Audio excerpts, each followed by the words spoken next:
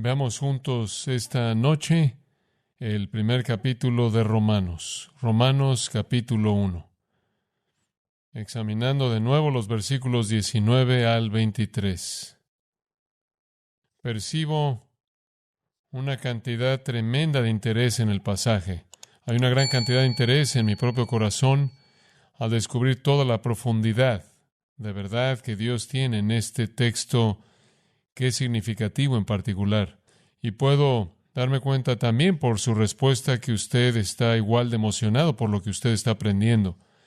Estamos viendo los versículos 18 realmente hasta el 23.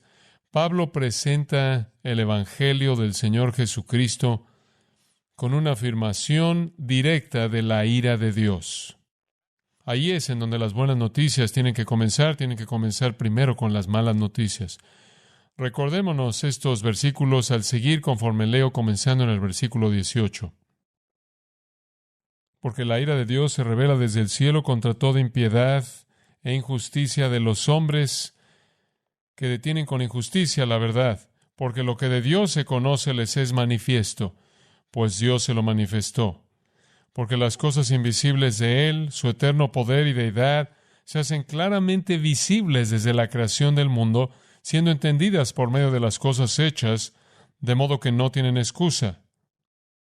Pues, habiendo conocido a Dios, no le glorificaron como a Dios ni le dieron gracias, sino que se envanecieron en sus razonamientos y su necio corazón fue entenebrecido. Profesando ser sabios, se hicieron necios y cambiaron la gloria del Dios incorruptible en semejanza de imagen de hombre corruptible, de aves, de cuadrúpedos y de reptiles. Así es como Pablo comienza el mensaje de las buenas noticias de Jesucristo. La ira de Dios se revela en contra de toda impiedad. Ahora, Pablo sigue la línea, creo yo, al presentar el lado negativo de las buenas noticias del Señor mismo. Nuestro Señor tuvo más que decir acerca del juicio, más que decir acerca de la destrucción, más que decir acerca de la condenación y más que decir acerca del infierno que cualquier otra persona registrada en la Escritura. Y si usted piensa que es raro que esta gran epístola acerca de la doctrina de la salvación abra con esta afirmación acerca de juicio, es porque usted realmente no ha pensado por mucho tiempo cómo todo el Nuevo Testamento abre. Porque conforme usted entra en el Nuevo Testamento, usted entra en primer lugar al Evangelio de Mateo. Y quiero que pase ahí por un momento. Quiero introducir nuestros pensamientos mediante un viaje rápido a lo largo del Evangelio de Mateo. Y quiero que vea un enfoque repetido que nuestro Señor da en este Evangelio. Y recuerde que esta es la introducción, esta es la apertura del Nuevo Testamento. Y usted encuentra, por ejemplo, en el capítulo 3, versículo 7. Cuando él vio a muchos de los fariseos y a los saduceos venir para bautizarse, él les dijo: «Oh generación de víboras, ¿quién os advirtió que huyeseis de la ira venidera?». Versículo 11. Juan añade, Juan el Bautista: «Yo de hecho os bautizo con agua para arrepentimiento, pero el que viene tras mí, cuyo calzado no soy digno de llevar, él os bautizará con el Espíritu Santo y con fuego.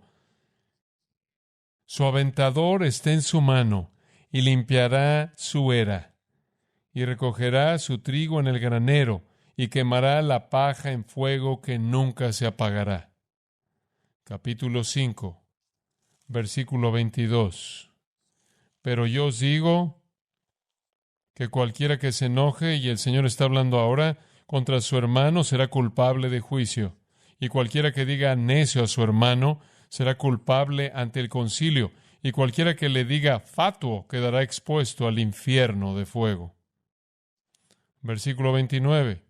«Por tanto, si tu ojo derecho te es ocasión de caer, sácalo y échalo de ti, pues mejor te es que se pierda uno de tus miembros, sino que todo tu cuerpo sea echado al infierno. Y si tu mano derecha te es ocasión de caer, córtala y échala de ti, pues mejor te es que se pierda uno de tus miembros, y no que todo tu cuerpo sea echado al infierno». Capítulo 7, Versículo 22. Muchos me dirán en aquel día, Señor, Señor, ¿no profetizamos en tu nombre? Y en tu nombre echamos fuera demonios, y en tu nombre hicimos muchos milagros. Y entonces les declararé, nunca os conocí, apartaos de mí, hacedores de maldad. Capítulo 8, versículo 12. Mas los hijos del reino serán echados a las tinieblas de afuera, allí será el lloro y el crujir de dientes. Capítulo 10, versículo 15. De cierto os digo que en el día del juicio será más tolerable el castigo para la tierra de Sodoma y de Gomorra que para aquella ciudad. Versículo 28. Y no temáis a los que matan el cuerpo, mas el alma no pueden matar. Temed más bien a aquel que puede destruir el alma y el cuerpo en el infierno. Capítulo 12, versículo 36. El Señor continúa hablando. Mas yo os digo que de toda palabra ociosa que hablen los hombres, de ella darán cuenta en el día del juicio. Versículo 41. Los hombres de Nínive se levantarán en el juicio con esta generación y la condenarán, porque ellos se arrepintieron en la predicación de Jonás, y aquí más que Jonás en este lugar. La reina del sur se levantará en el juicio con esta generación y la condenará, porque ella vino de los fines de la tierra para oír la sabiduría de Salomón, y aquí más que Salomón en este lugar. Y claro, en ese pasaje el Señor está hablando de un juicio comparable. En el capítulo 13, versículo 40.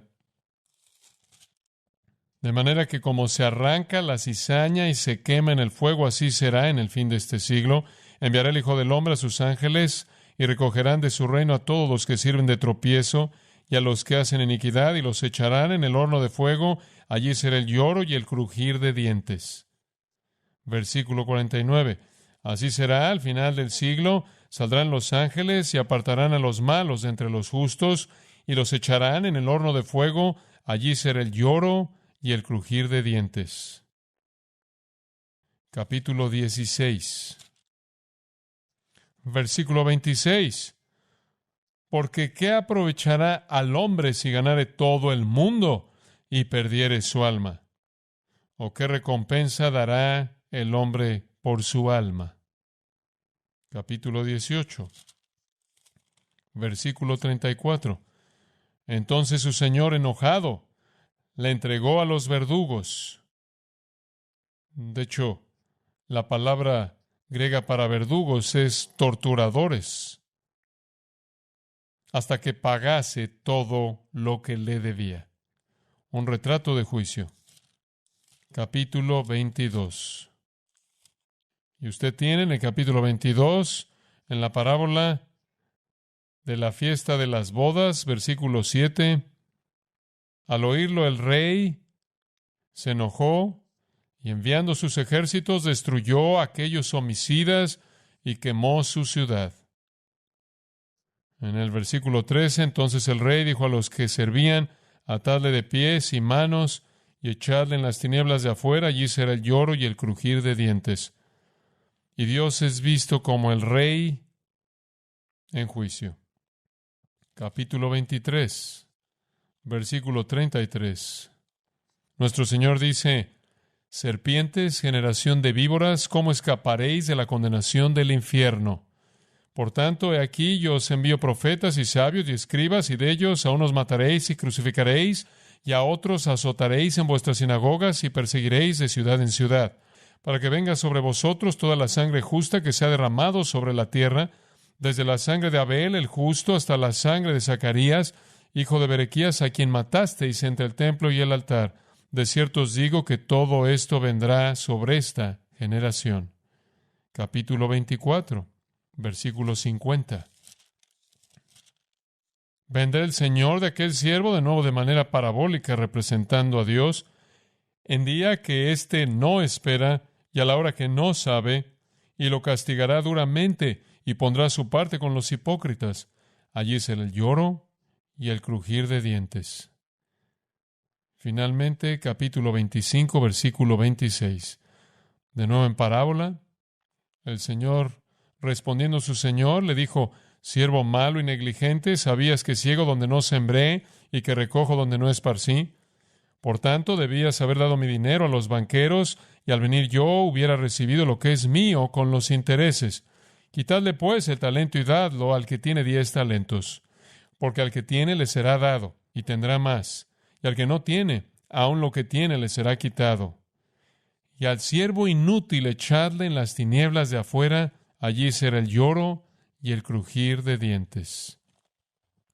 Ahora eso es suficiente para entender el mensaje, ¿no es cierto? Ahora, ¿qué punto estoy tratando de presentar? Ahora escuche con atención. Quiero que entienda que no hay engaño en el corazón de nuestro Señor conforme el mensaje del Nuevo Testamento es dado.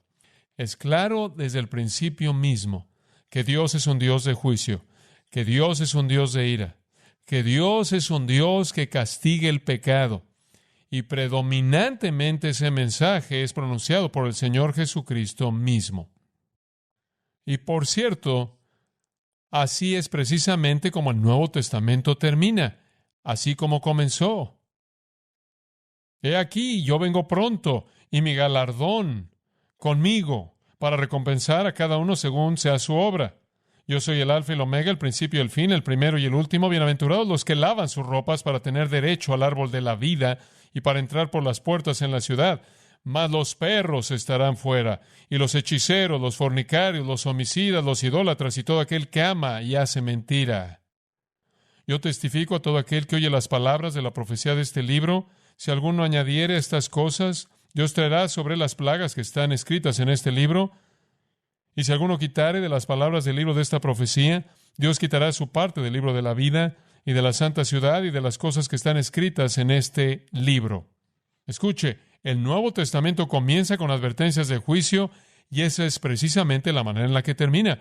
Y entonces no nos sorprende, conforme llegamos a la epístola a los Romanos, encontrar al apóstol Pablo comenzando con su presentación del Evangelio, con una afirmación advirtiéndole a los hombres acerca de la ira de Dios. Comienza exactamente aquí en el versículo 18, en donde él comienza a delinear su mensaje. Los primeros 17 versículos siendo introducción, y él abre con una afirmación de la ira de Dios. Ahora, ya hemos comenzado a estudiar esto, y nos hemos hecho la pregunta que hacemos con frecuencia: ¿acaso Dios es justo? ¿Es Él justo en un juicio así? ¿Acaso Él tiene un derecho a tener dicha ira y dichos actos de venganza? Y la respuesta viene en los versículos 19 al 23. Y como consecuencia, este es un pasaje muy crucial, porque la gente con mucha frecuencia critica al Dios de la Biblia al decir que Él es injusto, Él es abrumador, Él es un Dios de juicio, Él es condenador. ¿Cómo puede un Dios de amor enviar a la gente al infierno y demás? Y desde el principio Pablo habla de su ira y después defiende el derecho de Dios a actuar de esa manera. Ahora estamos viendo entonces en los versículos 19 al 23 razones para la ira de Dios. Una secuencia de razones dadas por Pablo que también son un paralelo del declive y caída del hombre. Ahora, desde el principio mencioné que hay 4 razones básicas por las que la ira de Dios es justificada, es correcta. Y estas también relatan el declive del hombre. Número 1, usamos la palabra revelación como título, y en los versículos 19 al 20 aprendimos que Dios tiene un derecho de estar enojado porque aquello que es conocido por Dios les es manifiesto, porque Dios se los manifestó, porque las cosas invisibles de su naturaleza, que los hombres nunca podían ver, todavía hay rendición de cuentas porque Dios se ha revelado a sí mismo en su mundo creado, y eso es lo que el versículo 20 está diciendo. Por las cosas que son hechas, Dios es manifiesto, de tal manera que los hombres no tienen excusa. Entonces, la primera razón por la que Dios puede actuar en juicio en contra del hombre es porque los hombres han recibido la verdad de Dios. Y como mostramos, si ellos hubieran vivido al nivel de la luz que Dios les había dado, Él les habría dado más luz. Dios ha sido revelado en su creación. Y quiero únicamente recordarle dos pasajes de comparación muy esenciales. El primero está en Hechos, capítulo 14, versículo 15, en donde Pablo dice: nosotros somos hombres semejantes a vosotros, que os predicamos que os volváis de estas vanidades, esto es, de los dioses falsos, para servir al Dios vivo que hizo el cielo y la tierra y el mar y las cosas que hay en ellos, el cual nos ha dejado a sí mismo, Pablo dice, sin testimonio, haciéndonos bien y dándonos lluvias del cielo y llenando de sustento y de alegría nuestros corazones. En otras palabras, el Dios de la creación ha manifestado su naturaleza y esa naturaleza es visible en su mundo creado. Y después Hechos 18, un pasaje igualmente esencial. En el versículo 23, Pablo pasa junto a una inscripción en particular a un ídolo, al Dios no conocido, y él decide que él debe hablarles de quién es. Y él dice que el Dios verdadero, el Dios real, versículo 24, el Señor del cielo y de la tierra. Y después en el versículo 27, él dice, si lo buscan, lo van a encontrar porque no está lejos de cada uno de nosotros, porque en él vivimos y somos y nos movemos. Y entonces, el Nuevo Testamento nos dice que Dios es revelado en su creación. De hecho, inclusive va más allá en Juan 1:9 para decir que Cristo es la luz viniendo al mundo para alumbrar a todo hombre. Dios se ha revelado a sí mismo en su orden creado a toda persona. Por lo tanto, el hombre es responsable por la revelación de la verdad de Dios. Ahora, si los hombres, y quiero que usted entienda esto, si los hombres aceptan la luz que tienen, afirman esa luz, creen esa luz, entonces creo que Dios les va a dar más luz para llevarlos al conocimiento de Cristo. Y es importante en este punto decir esto: nadie jamás es salvo corto de fe en Jesucristo. Desde el momento que se llevó a cabo la obra de Cristo en la cruz y la tumba abierta, nadie puede ser salvo fuera de Cristo. Y en ningún otro hay salvación, solo en el nombre del Señor Jesucristo. Por lo tanto, debemos alcanzar a la gente con el nombre de Cristo. Dice usted, bueno, ¿qué hay acerca de esas personas que están en algún lugar remoto? Si viven al nivel de luz que tienen, creo que Dios les va a permitir oír el mensaje para ser salvos. Y Él hace eso, claro, por su gracia soberana, predeterminada, predestinada, conforme Él busca redimir a los hombres. Y Él va a traer, por así decirlo, a los elegidos a sí mismo, y Él les va a dar el privilegio de oír. Como puede ver, la Gran Comisión nos dice que vayamos y prediquemos, y vayamos y hagamos discípulos de toda nación. Vayan y prediquen el Evangelio a toda criatura, y eso asume que deben oír el Evangelio de Cristo.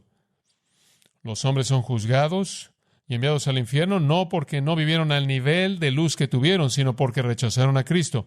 Eso es Juan 16. El Espíritu ha venido al mundo para convencer al mundo porque no han creído en Jesucristo. Ese es el pecado cardinal. Y entonces deben oír de Cristo. Pero creo que si viven al nivel de la luz que tienen, en la gracia soberana maravillosa de Dios, Él va a traerles el mensaje de Cristo. Mediante un misionero, mediante un libro, la gente que siempre se pregunta de los paganos debe encontrar su respuesta en la naturaleza y la esencia y el poder de Dios. Él no está limitado. Él es justo y Él es misericordioso y Dios es soberano. Y a quien Él atrae a sí mismo y a quien Él llama, Él le va a permitir que oiga el mensaje. Pero quiero apresurarme a añadir, no piense que si la gente no es salva es porque Dios no es justo, porque ninguno de nosotros lo merece. Entonces no estamos viendo la bondad del hombre como si ese fuera el punto primordial. Estamos viendo la misericordia de Dios. Entonces creo que hay suficiente luz para todo hombre. Y si los hombres viven al nivel de esa luz, Dios va a hacer que les llegue el mensaje por su poder soberano. De tal manera que todo lo que el Padre me da, dijo Jesús, que vendrá a mí. Y no he perdido a ninguno de ellos. Entonces vemos que en los versículos 19 y 20, la primera razón por la que se justifica el juicio es que los hombres tienen la revelación. Segunda razón, rechazo. Los hombres le han dado la espalda a esa revelación. Y el versículo 21 lo dice, habiendo conocido a Dios, no le glorificaron como a Dios, ni le dieron gracias, sino que se envanecieron en sus razonamientos y su necio corazón fue entenebrecido. Le dieron la espalda a la revelación, habiendo conocido a Dios. ¿Cómo conocieron a Dios? Bueno, en base a los versículos 19 y 20, conocieron a Dios debido a su mundo creado y todo lo que hay ahí, de esta manera revelando su naturaleza en su creación. No tuvieron excusa, sin embargo, le dieron la espalda. ¿Y cuál fue la clave? No le glorificaron como a Dios. Se rehusaron a darle gloria a Dios. Y entramos en eso, en cierta medida de detalles, la última vez. Entonces no lo vamos a volver a cubrir. Pero esa es la definición cardinal del rechazo del hombre. No quieren glorificar a Dios. Y ese es el problema. Los hombres no le responden a Dios. Ahora, no nos debería sorprender eso cuando Cristo vino al mundo, Dios en carne humana, y tampoco le respondieron a Él, y se rehusaron a glorificar a Cristo.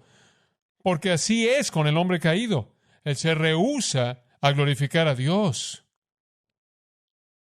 Y realmente es un problema de ego. Él prefiere glorificarse a sí mismo. Ahora, entramos en ciertos detalles la última vez hablando del esfuerzo de Dios por hacer que los hombres lo glorificaran a Él. Y pensé, ¿saben? Quizás hay alguna pregunta en la mente de alguna persona para saber qué significa glorificar a Dios, darle honor y demás. Pero prácticamente supongamos que somos cristianos y decimos, no, glorificamos a Dios. No somos como esas personas en Romanos 1. Somos el contraste. Estamos concentrados en glorificar a Dios. Verdaderamente deseamos hacer eso. ¿Qué es lo que hacemos al hacer eso? Si sabemos lo que es glorificar a Dios, podemos saber lo que no es glorificar a Dios, ¿verdad? Por contraste. Entonces, ¿qué significa glorificar a Dios? Ahora, agárrese de su asiento porque le voy a dar a usted esto rápido. He cubierto esto en una serie hace algunos años atrás, pero es material absolutamente importante, quizás el más importante que jamás he predicado, y voy a cubrirlo rápidamente. ¿Cómo glorifican los hombres a Dios? ¿Cómo es que usted y yo glorificamos a Dios? Número 1, al confesar a Jesús como Señor. Ahí es en donde todo comienza. En Filipenses 2:9, Dios le exaltó hasta lo sumo y le dio un nombre sobre todo nombre, para que ante el nombre de Jesús toda rodilla se doble, de las cosas que están en los cielos, en la tierra y debajo de la tierra, y toda lengua confiese, escuche esto, que Jesucristo es Señor, para gloria de Dios. Para comenzar, glorificamos a Dios al confesar a Cristo como Señor. Ahí es en donde todo comienza. Y eso es precisamente lo que el mundo no quiere hacer. No quiere reconocer el señorío de Cristo más de lo que en la era del Antiguo Testamento reconocieron el señorío del Dios soberano en el Antiguo Testamento. Se rehúsan a hacer eso, sea Dios en el Antiguo Testamento, sea Cristo en el Nuevo. Hay una segunda manera en la que glorificamos a Dios. Glorificamos a Dios al vivir para ese propósito. En otras palabras, la meta de nuestra vida entera está apuntando a esa dirección. Ese es precisamente el significado de 1 Corintios 10:31.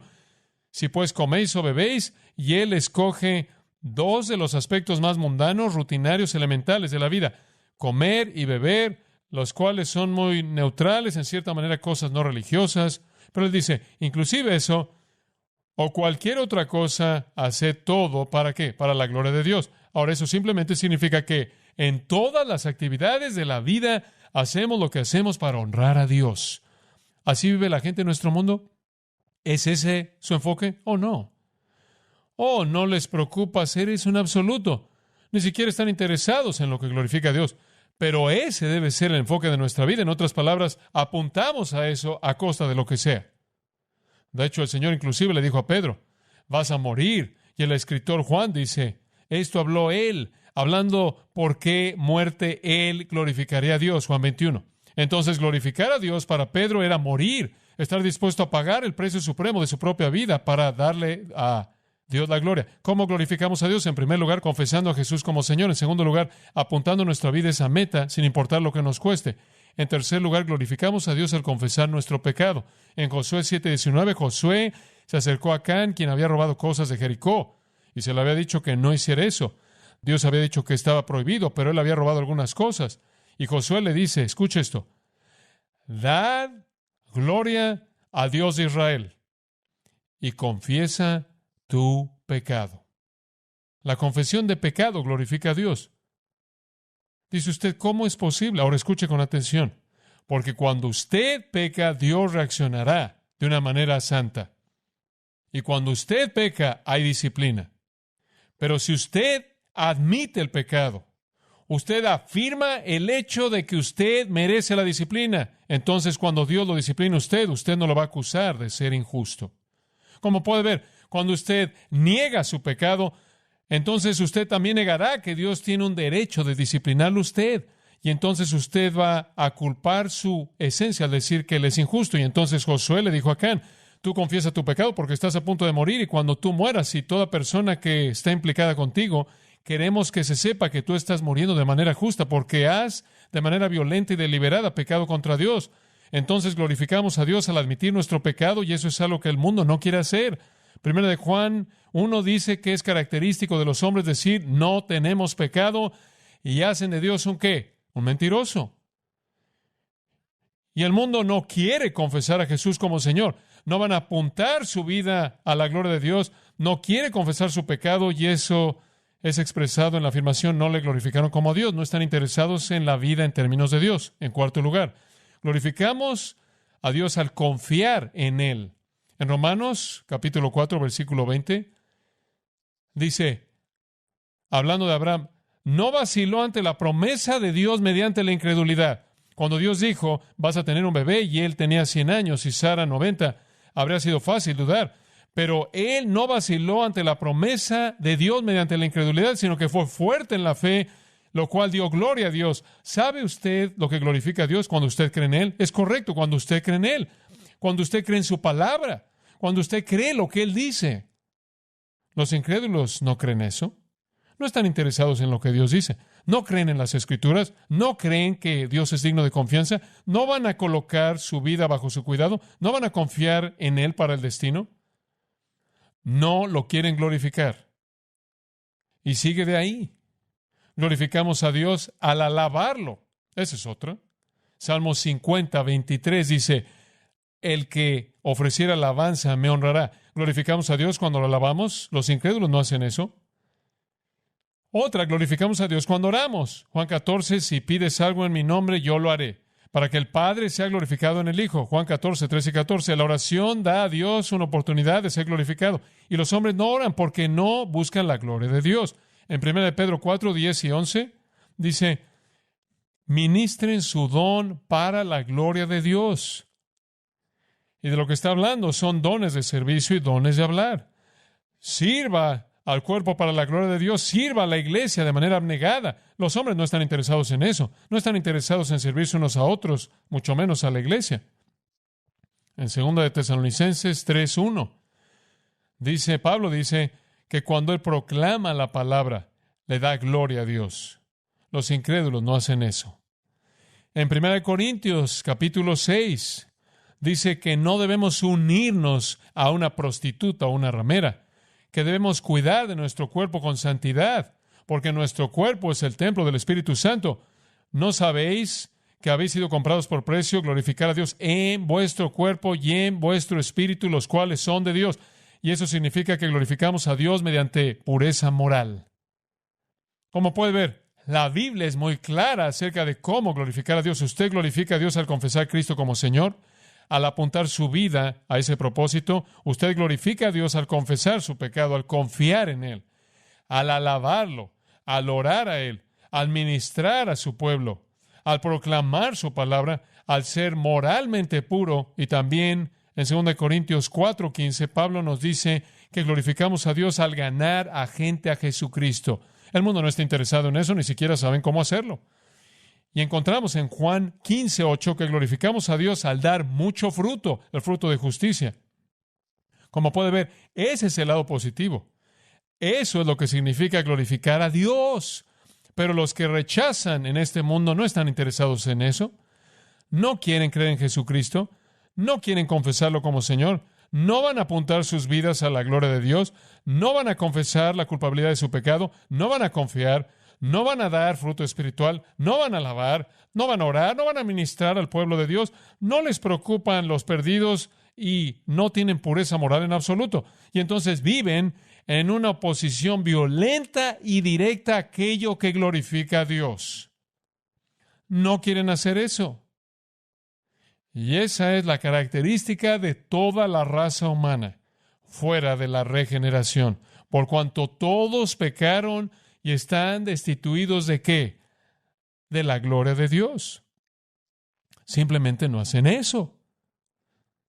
Ni están agradecidos, Pablo dice en el capítulo 1, versículo 21. No están agradecidos. ¿Por qué van a estar agradecidos? No ven a Dios como la fuente de nada.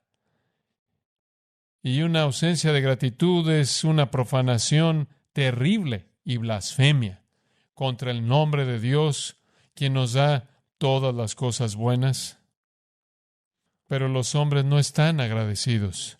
Pienso en Lucas 17 con tanta frecuencia acerca de los leprosos que vinieron y Jesús los limpió a todos. ¿Y cuántos regresaron? Hubieron 10. ¿Cuántos regresaron y dijeron gracias? 1. Y Jesús dijo, tú eres salvo. Los otros 9 simplemente fueron físicamente sanados. Solo 1 estuvo agradecido. Los hombres se rehúsan a glorificar a Dios. Y el problema real es que buscan glorificarse a sí mismos. Permítame darle ahora una ilustración. Daniel capítulo 4. Este hombre que quiero que usted conozca en Daniel 4 es Nabucodonosor, el monarca más grande en la historia del mundo. Desde el punto de vista del mundo, fuera del dominio de Dios, Nabucodonosor, el rey del reino de oro, Babilonia. Nabucodonosor, quien fue superior a cualquier otro rey. Y él se rehusó a glorificar a Dios. No estaba interesado en eso. De hecho, él estaba tan concentrado en su propia gloria que el versículo 30 dice, Daniel 4, él dijo, no es esta la gran Babilonia que yo edifiqué para casa real con la fuerza de mi poder y para gloria de mi majestad. Ahora, él no refrenó su ego. Él simplemente le da rienda suelta. Y él está caminando por su palacio, gritando en alta voz, miren lo que yo he hecho para mi propia majestad. Aún estaba la palabra en la boca del rey, cuando vino una voz del cielo, a ti se te dice, rey Nabucodonosor. Y cuando usted oye eso venir del cielo, usted está en problemas serios. A ti se te dice, rey Nabucodonosor, el reino ha sido quitado de ti. Eso es suficiente. ¿Sabe una cosa? Llega un punto en la paciencia de Dios cuando se cierra la puerta y Él solo puede tolerar hasta cierto punto. Y de entre los hombres te arrojarán, y con las bestias del campo será tu habitación, y como a los bueyes te apacentarán, y 7 tiempos pasarán sobre ti, hasta que reconozcas que el Altísimo tiene el dominio en el reino de los hombres, y lo da a quien Él quiere. Hasta que tú entiendas quién es Dios, vas a ser un loco. Vas a comer pasto como un buey. En la misma hora se cumplió la palabra sobre Nabucodonosor. Instantáneamente, el más grande monarca del mundo perdió su razón, se convirtió en un loco y fue echado de entre los hombres y comía hierba como los bueyes y su cuerpo se mojaba con el rocío del cielo hasta que su pelo creció como plumas de águila y sus uñas como las de las aves. 7 años de esta locura. Mas al fin del tiempo, yo, Nabucodonosor, alcé mis ojos al cielo, y mi razón me fue devuelta, y bendije al Altísimo, y alabé y glorifiqué al que vive para siempre, cuyo dominio es sempiterno, y su reino por todas las edades. Yo creo que usted va a ver a Nabucodonosor en el cielo, pero ciertamente aprendió de manera difícil que Dios debe ser glorificado, porque los hombres no hacen eso. Ahora, ¿qué sucede? ¿Siempre tiene que ser así? Sí, siempre. Inclusive, conforme usted llega al fin del Nuevo Testamento, al libro de Apocalipsis, usted encuentra la misma actitud básica. En Apocalipsis, 14, versículo 6. Vi volar por en medio del cielo a otro ángel que tenía el Evangelio eterno. Ahora, el Evangelio eterno es un término muy interesante. Yo creo que simplemente son las noticias por parte de Dios que Dios juzga el pecado y recompensa la justicia. Ese es el mensaje permanente. Y este ángel lo está predicando. ¿Y qué dice en el versículo 7? Temed a Dios. ¿Y qué? Dadle gloria, porque la hora de su juicio ha llegado, y adorad a aquel que hizo el cielo y la tierra, el mar y las fuentes de las aguas. Y Dios llama al mundo a adorar, a darle gloria. Pero como usted sabe, si sabe algo del libro de Apocalipsis, no responden. Allí en el capítulo 15, versículo 4 dice, ¿quién no te temerá, oh Señor, y glorificará tu nombre? Pues solo tú eres santo. Y este es el mensaje a lo largo de la Biblia, que los hombres se rehúsan a glorificar a Dios. Ahora, ¿qué sucede? De regreso al versículo 21. ¿Qué sucede? Bueno, se envanecieron en sus razonamientos. Literalmente, vacíos, inútiles, y resultó el diálogo humano. Fueron de la verdad a la vaciedad, y después de la vaciedad, como vimos la última vez, y su necio corazón fue entenebrecido. La vaciedad creó un vacío y aspiró las tinieblas. Ahora, ¿qué son las tinieblas? ¿Qué tipo de tinieblas? ¿Qué queremos decir? Bueno, los razonamientos vacíos, simplemente para recordarle de la última vez, simplemente significa reflexiones sin significado, pensamientos sin significado, diálogo humano inútil. De hecho, la palabra es dialogismos para imaginaciones. Diálogo humano, debate humano, discusión humana, información humana, palabras vacías. Y en la vaciedad y el vacío llega corriendo, llega rápidamente la oscuridad. Y la oscuridad en la Biblia es vista de dos maneras. Primero es intelectual y la segunda es moral.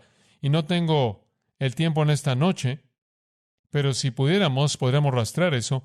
Usted encontrará a lo largo de la Escritura que las tinieblas retratan la ignorancia intelectual.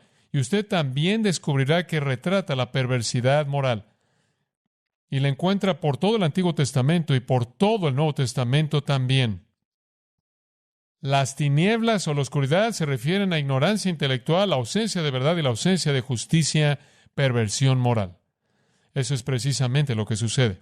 El hombre le dice no a Dios, él no quiere glorificar a Dios, él decide que va a producir sus propias reflexiones y en su gran estado vacío, en donde no hay nada que sale de su propia mente, él crea un vacío que aspira a la oscuridad intelectual y la perversión moral. Y entonces el hombre ha perdido el entendimiento, él ha perdido la virtud.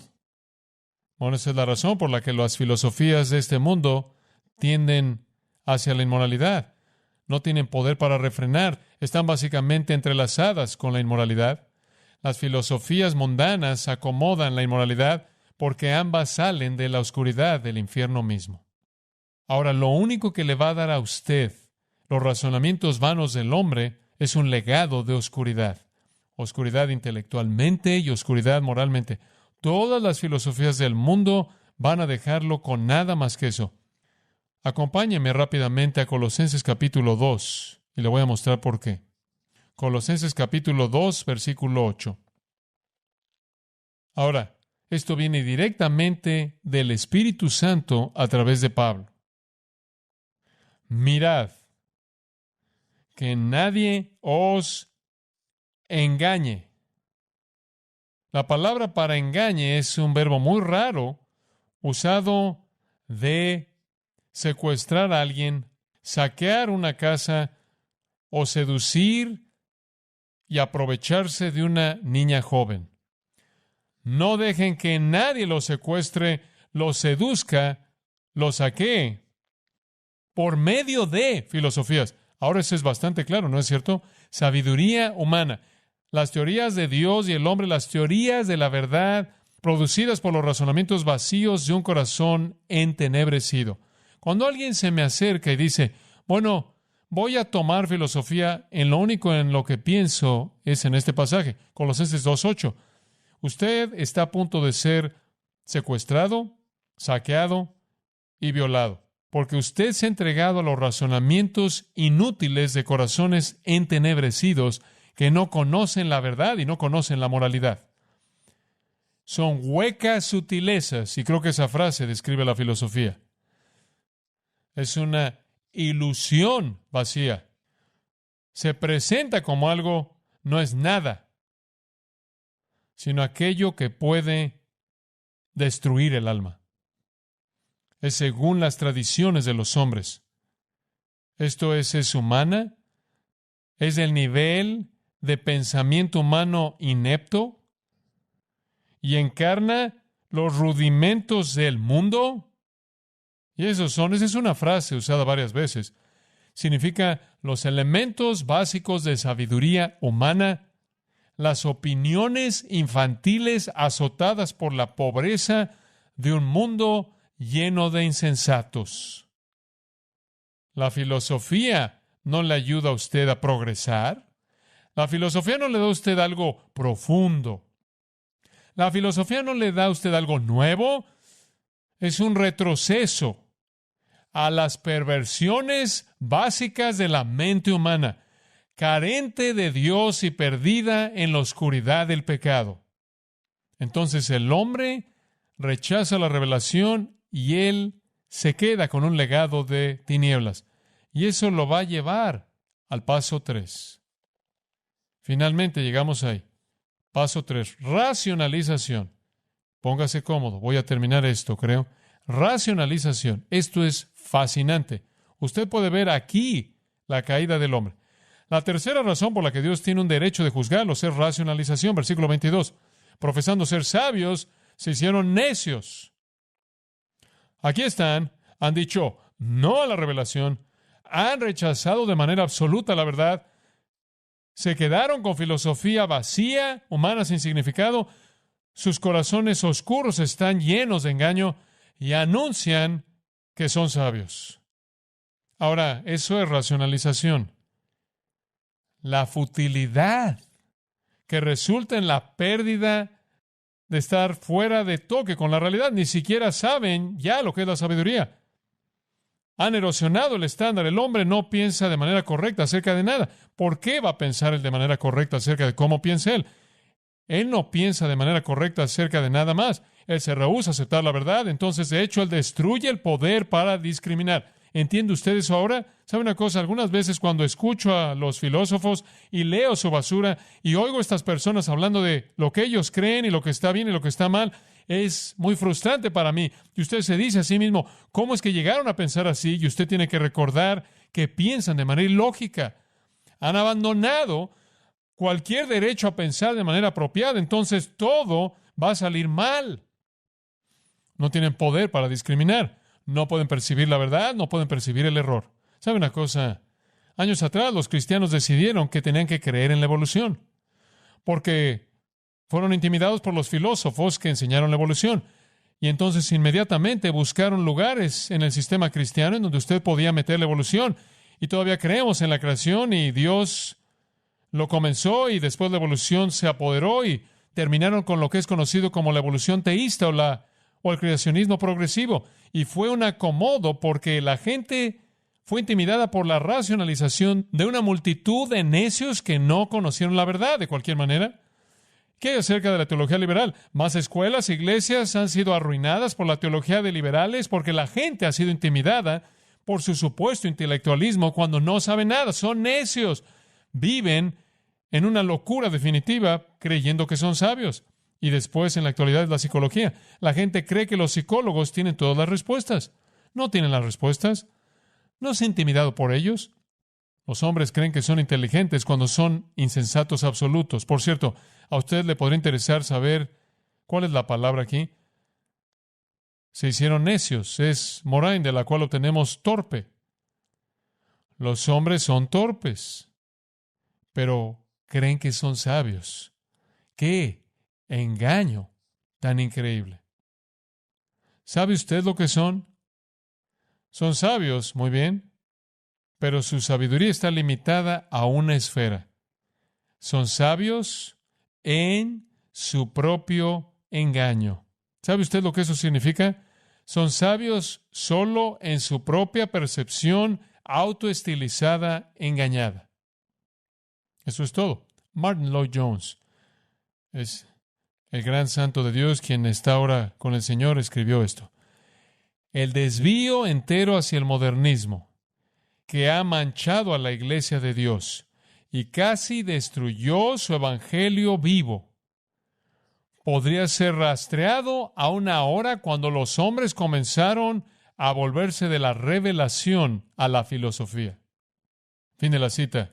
Dicho de manera simple, cuando dejaron de escuchar la palabra de Dios y decidieron que quisieron escuchar a los hombres.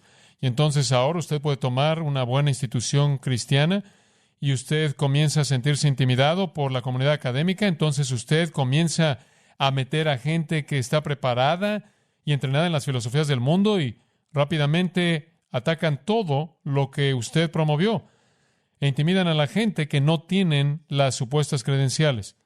Acompáñeme a 1 Corintios 1. Ahora escuche esto con atención. La filosofía siempre está en contra del Evangelio. Siempre está en contra del Evangelio. La sabiduría del hombre en contra de la sabiduría de Dios. Entonces, en 1 Corintios 1:17, Pablo dice, Cristo no me envió a bautizar, sino a predicar el Evangelio, no con sabiduría de palabras. En otras palabras, no solo hablar por hablar, porque la predicación de la cruz es para aquellos que perecen, ¿qué? Locura. Ahora, aquí usted ve esta locura de nuevo. Mientras que los hombres están diciendo su locura es sabiduría, están diciendo la sabiduría verdadera es locura. Ahí es donde están.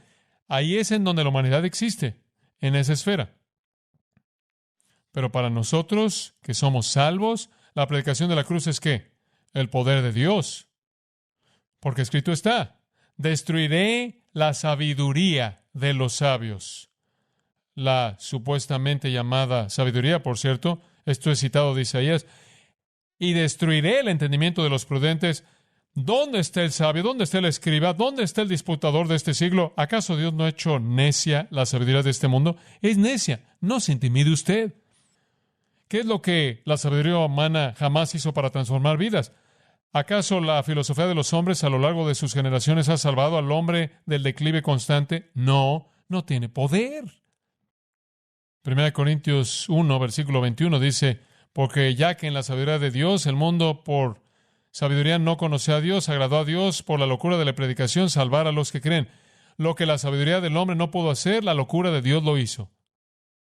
Versículo 25. Porque la locura de Dios es más sabia que los hombres. La debilidad de Dios es más fuerte que los hombres. El mensaje directo, claro, presentado por cristianos no preparados, con vidas transformadas, excede infinitamente a las complicaciones confusas de filosofía humana. Eso es lo que está diciendo. Necios, necios. El necio más grande de todos es aquel que ha rechazado la luz. Se ha metido en las tinieblas y ahora racionaliza que estas tinieblas son luz y que la luz son tinieblas. Él piensa que es una supermente y él es un torpe. Es así de simple. Ahora usted ve el declive y caída del hombre.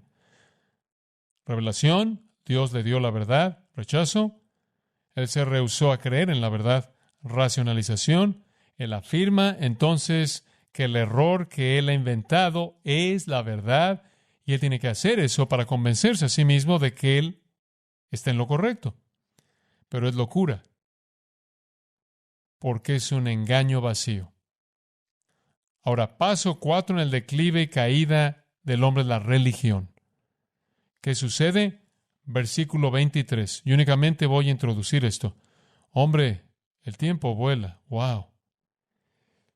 Entonces cambiaron la gloria del Dios incorruptible en semejanza de imagen de hombre corruptible, de aves, de cuadrúpedos y de reptiles. El hombre se volvió religioso e hizo ídolos de los hombres, e hizo ídolos de las aves, e hizo ídolos de las bestias e ídolos de las serpientes insectos y cosas como esas. Ahora escúchame, la religión no es el punto más alto en el ascenso del hombre, la religión es el fondo, es el nivel más bajo.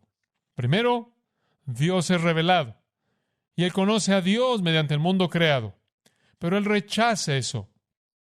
Y en el vacío con el que queda, entra rápidamente las tinieblas de la ignorancia intelectual y la perversión moral. Y en medio de su oscuridad, él no puede enfrentar el hecho de que él está mal, entonces él racionaliza que él está en lo correcto, pero aún en su corazón hay un sentimiento vacío porque algo en él demanda un Dios y entonces él inventa uno. ¿Es eso increíble? ¿Es eso increíble? Que el hombre elimine al Dios verdadero y después él cree uno que no existe y se llame a sí mismo sabio. Estaría al nivel de un padre que tuviera un hijo y dijéramos, asesinara a su hijo y comprara en su lugar un títere como ventrílocuo y viviera el resto de su vida presentándole a la gente a este títere como su hijo. Lo descartaríamos. Eso es lo que el hombre ha hecho. Bueno, veremos cómo la próxima semana. Oremos. Señor, sentimos que estamos tratando con algunas verdades ricas, profundas, eternas. Y esta no es la sabiduría del hombre, esta es tu sabiduría. Cuán emocionante poder entender el por qué el mundo es como es. Sabemos algunas veces que la racionalización es muy sofisticada al nivel de la universidad. Algunas veces es muy simplista, como todo hombre y mujer individual que te rechaza, racionaliza en su propia mente que están bien a su propio nivel, pero están